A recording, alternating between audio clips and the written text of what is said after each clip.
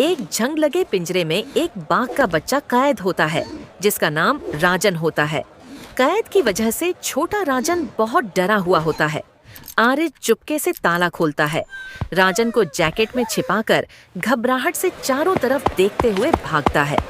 आरिज बाजार की भीड़ में तेजी से भागता है, लेकिन दुकानदार आरिज के पीछे चिल्लाते हुए भागते हैं।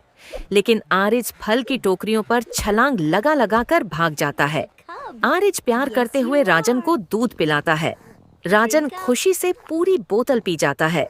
वक्त गुजरने के साथ साथ राजन बड़ा होता चला गया। राजन हंसते हुए आरिज के बालों से खेलता है। राजन और आरिज की दोस्ती बहुत अच्छी हो जाती है। वो और आरिज फर्श पर धीरे से कुश्ती कर रहे हैं। राजन अपना बड़ा सिर आरिज की गोद में रखता और आरिज प्यार से सहलाता है और बातें करने लग जाता है। फिर आरिज छोटी खिड़की से दूर के घने जंगल को देखता है और आह भरता है। आरिज बहुत उदास होता है क्योंकि अब वक्त आ गया कि राजन को जंगल में भेजा जाए। आरिज और राजन उसी बाजार में जाते हैं जहां से राजन को आजाद करवाया था।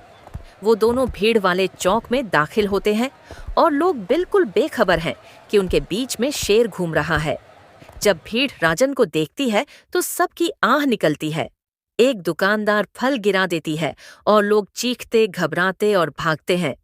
राजन शोर से हैरान और थोड़ा डरा हुआ हो जाता है। आरिज अकेले खाली चौक में खड़ा है। वो डर से भागते लोगों को देखता है, फिर राजन को देखता है। उसकी आंखों में गहरा गम है कि लोग उसकी वजह से परेशान हुए। आरिज घुटने टेकता है और राजन को गले लगाता है और कहता है, मेरे दोस्त, घर जाओ, आजाद हो जाओ और अपनी असली जिंदगी की तरफ चले जाओ। आरिज खड़ा होकर दूर के हरे भरे जंगल की तरफ इशारा करता है। राजन उसे देखता है, फिर जंगल की तरफ धीरे धीरे कदम बढ़ाता है और फिर राजन एक ताकतवर, खूबसूरत दौड़ शुरू करता है और जंगल की तरफ बढ़ता है।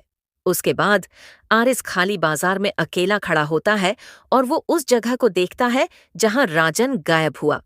आरिज के चेहरे पर एक आंसू गिरता है, लेकिन वो थोड़ा खुश भी था कि उसका दोस्त अपने जंगल वापस चला गया।